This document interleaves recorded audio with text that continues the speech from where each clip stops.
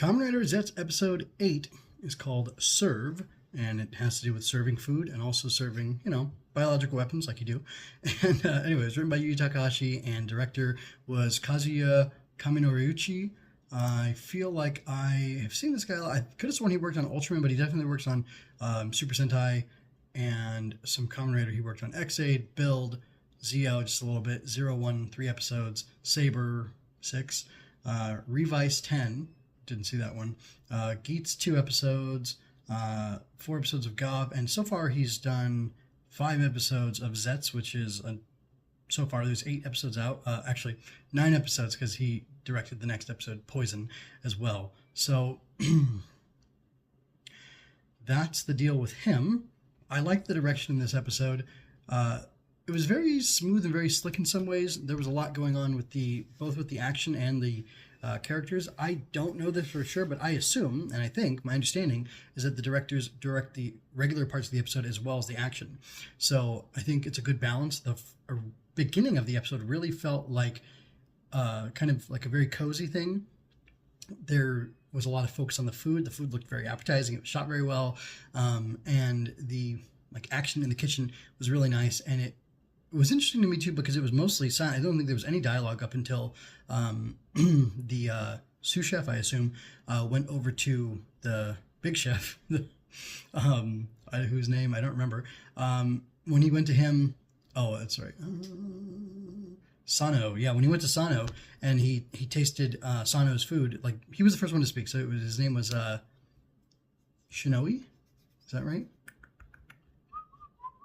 Yeah, Shinomi. So Shinomi, sous chef, I assume, goes over and he has this interaction. That's the first dialogue, and it's like 3 minutes into the episode, I think, other than the voiceover recap of what happened from last episode.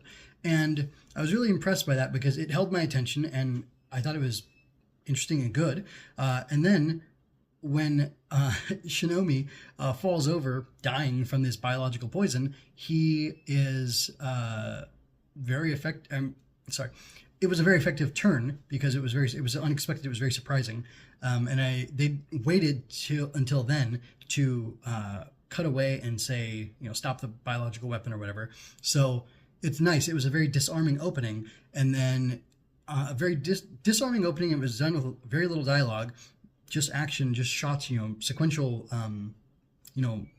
visuals being shown, telling it's a story silently, and then you have this turn, and it was really impressive to me because it really, it was a good shock. They eased you into it. They made you feel like everything was cozy and nice, and then boom, this guy's dying of poison. And then, oh yeah, biological weapon. That's right. I remember that from the preview from last week, but I didn't really remember it until I saw this just now. And the episode's called Serve. It's not called Poison, which I think you don't find out until after he's been poisoned as well. So it works on all levels, and none of the surprises were ruined, and none of the it's a very good setup and delivery and payoff for what was happening there. So that was really good. It's great filmmaking at work right there. And then on the combat side of it, I enjoyed the fighting. I loved seeing Stream used very tactically, used as a shield, and used to help him avoid Baku 7 Zeztz, help him avoid getting hit by the poison from this weird vegetable monster, which to me it looks like a vegetable monster, but I think I read that it's actually the virus nightmare. So I'm gonna do a quick search real quick and find out what okay, so apparently it's the poison nightmare, which makes sense, but it sure felt just like a vegetable guy to me, which some people say vegetables are poisonous, so I mean I guess it works out, right? It also felt feminine, which I thought was weird, or interesting rather, and I don't know, we'll see. The suit actor and the voice actor are 2 different people. We don't have an understanding quite yet of who the voice actor is, I believe. Actually, it does say her name. I'm assuming it's her name, but there's no... we have the suit actor's name and picture, and it's a guy, for sure, and I don't know who the voice is. But it sounded feminine to me. Which, whatever. It's just interesting. Anyway, so I really like the suit design for Poison. It's very cool. Very it's a great design. I mean, these designs are really fantastic actually, and This might be the best monster design so far in the show, other than the crow, of course. But yeah, I found it really impressive, and it was fun to watch it fight. And the fight was dynamic. They did more of these, crazy dream cuts and these, I guess they're like smash cuts, sort of, but they're not really, because it's the dream warping itself in, and we can see it happening as it's going on. And I thought it was a lot of fun. Transporting Zeztz to this abandoned building to fight there was great.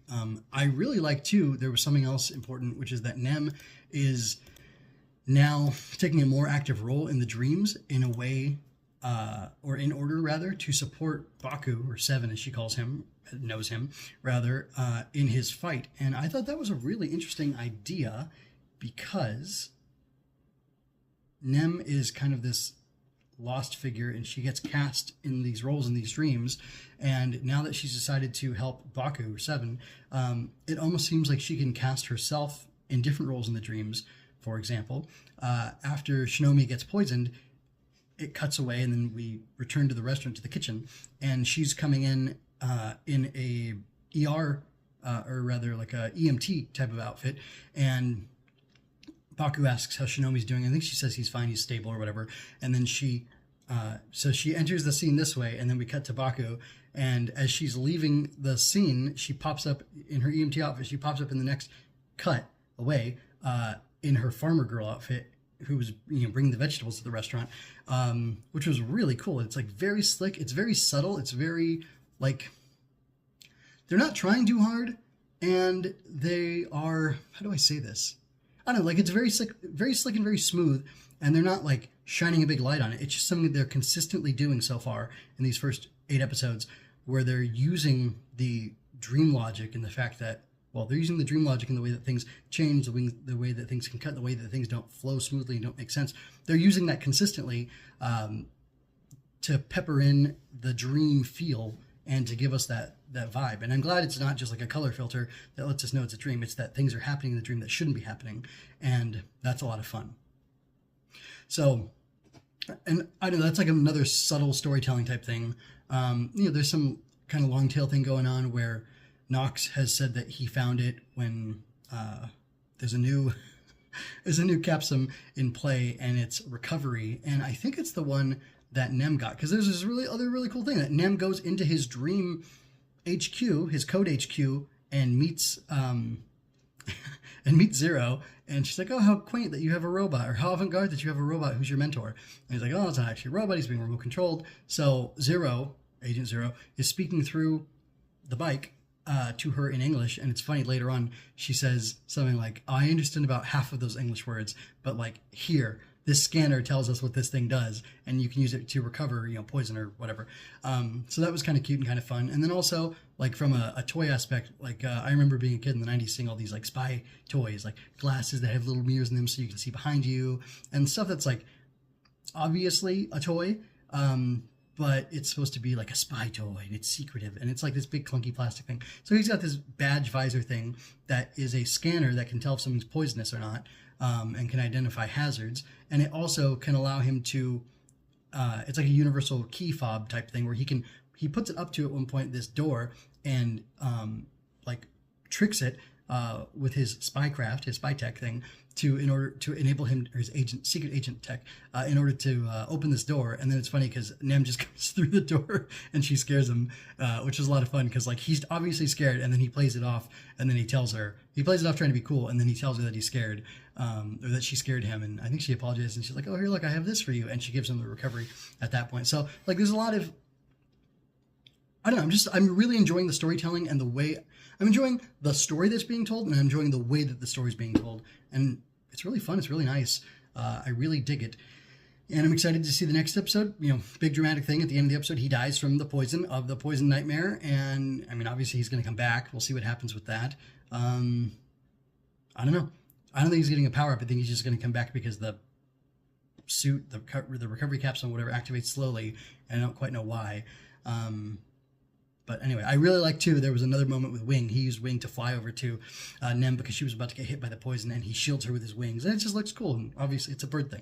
If you've been following my Zeztz reviews, I'm into birds. So I won't say anything more. You can have that little lore nugget to encourage you to go back and check it out. But also, apparently there was some venison and croûte. It's the signature dish that has the sauce on it. The meat looks super red. It looks delicious. I love rare steak, whatever. Oh, it looks fantastic. Anyway, and it was wrapped in bread too. It looked like soft puff pastry kind of bread. Looks delicious. Anyway, so yeah, that's all I have to say about the episode. It made me hungry, and I have something on the stove. I gotta go. Anyway, until next time, folks, take care. Be well. Check out my book trailer here, and come back for more reviews of Kamen Rider Zeztz. I'm gonna keep up with it, and I'm working on my own. A couple side projects. I have a couple side projects I think you'll be interested in, and yeah, if you like Kamen Rider, if you like Ultraman, if you like Super Sentai, I have a couple side projects I'm working on, and you'll learn more about them later, but just stay tuned. By the way, I didn't forget my lunch, but I do need to go. It's right here, so we're all good. Until next time, folks, take care. This is MJ with Rider Tears and Henshin Inspection, signing out. Magical bugs battle monsters in this exciting fantasy adventure. Gremlings prey upon children. Growbugs protect them. When a gremling finds a hidden growbug fort, the whole flock makes a surprise attack. How will the growbugs survive? Find out in Mockwing Mayhem. Learn more at growbugs.com, where you can find out more about our mailing list, receive behind-the-scenes information, and get all the latest news on the growbugs.